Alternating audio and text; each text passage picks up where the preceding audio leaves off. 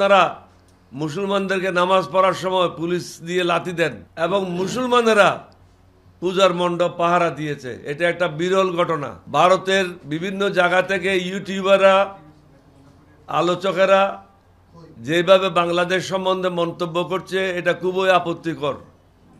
ভারত সরকারের উচিত হবে অনতিবিলম্বে তাদের মুখ বন্ধ করা, কারণ এই ধরনের ঘটনা নতুন নয়, বহু দেশে বহু সময় হয়েছে। ত্রিপুরাতে যে ঘটনাটা ঘটেছে, এই ধরনের ঘটনা অতীতে অনেক জায়গায় হয়েছে। এটা দুঃখজনক, এটা অত্যন্ত অপমানজনক। ভারতের জন্য এটা অত্যন্ত অপমানজনক। আমি জানি না ভারত কিভাবে দেখছে এটা। ভারত নিজকে বলে আমরা পৃথিবীর বৃহত্তম গণতন্ত্র দেশ। ভারত যদি এই ধরনের ব্যবহার করে, তাহলে তাদের গণতন্ত্র কোথায় গেল? তারা যে আজকে বর্তমান যে ভারতের সরকার, তারা যে একদলীয় শাসন ভারতে কায়েম করেছে, হিন্দুত্ববাদী কায়েম করেছে, এটা কখনো কাম্য নয়। আমরা বাংলাদেশে চাই জাতি, ধর্ম, দল, মত নির্বিশেষে সবাই এই দেশের নাগরিক হিসেবে বসবাস করুক। ভারতেরও উচিত হবে বাংলাদেশে আর নতুনভাবে কোনো দালাল যেন সৃষ্টি না করে, বাংলাদেশের মানুষের সাথে মিলেমিশে তারা তাদের রাষ্ট্র পরিচালনা করবে, আমরা আমাদের রাষ্ট্র পরিচালনা করব। যার যেখানে সাহায্যের প্রয়োজন পড়বে, আমরা একে অপরকে সাহায্য করব।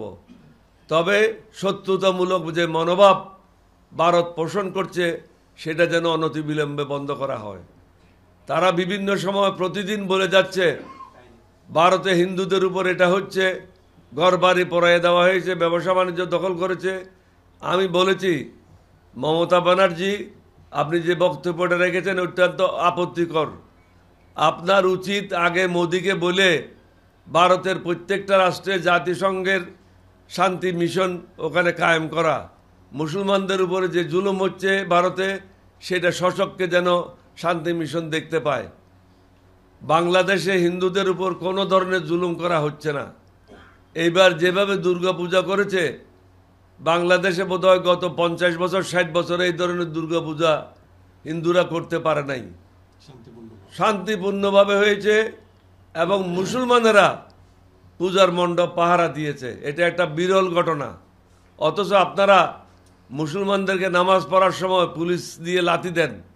বাংলাদেশে এই ধরনের ঘটনা কখনো ঘটে না।